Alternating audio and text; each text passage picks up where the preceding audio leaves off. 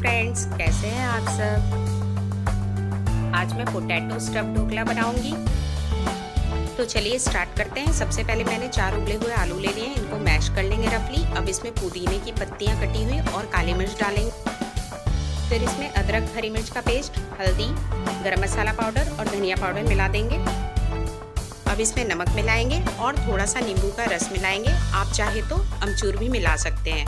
अब सबको मिला के अच्छे से मैश कर लेंगे। ये देखिए स्टफिंग रेडी हो गई है। अब इसको सिलेंडर शेप देंगे हम इस तरह से। ये देखिए। चलिए अब ढोकला का बैटर तैयार करते हैं। सबसे पहले बेसन ले लेंगे, नमक, हल्दी डाल दिया, ऑप्शनल है हल्दी, चीनी डाल दी है। अब इन सबको मिक्स करेंगे।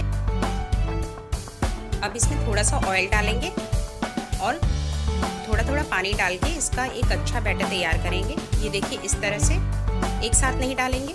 ये देखिए बैटर तैयार हो गया है हमारा। इसको साइड रखेंगे और ये सूखे हुए ग्लास हैं, इनको ऑयल से ग्रीस कर लेंगे। ऊपर तक अच्छे से ग्रीस करेंगे। इडली स्टैंड में 1.5 गिलास पानी रख के स्टीम बनने के लिए रख देंगे। अब बैटर में इनो डाल के अच्छे से मिक्स करेंगे। ये देखिए इस तरह से। अब ढोकला बैटर को पहले थोड़ा सा ग्लास में डालेंगे।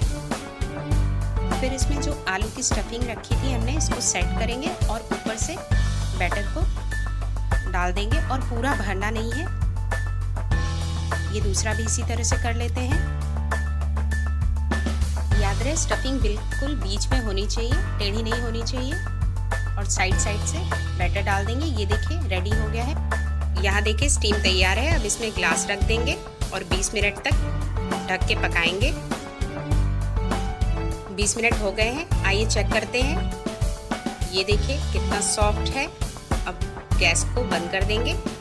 कढ़ाई में तेल डालेंगे और जीरा राई को अच्छे से पकाएंगे। फिर इसमें कड़ी पत्ता और कटी हुई हरी मिर्च डाल के भूनेंगे। चलिए तब तक ढोकले को ग्लास से निकाल लेते हैं। देखिए इस तरह से।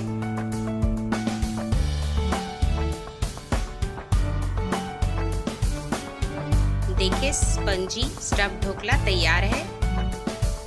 ये देखिए अब इसको मैंने तड़के में डाल दिया है। अच्छे से मिक्स कर लेंगे और गरम गरम इसको चटनी के साथ सर्व करेंगे। तो आप भी ट्राई कीजिए और कमेंट में लिखिए आपको कैसी लगी मेरी रेसिपी।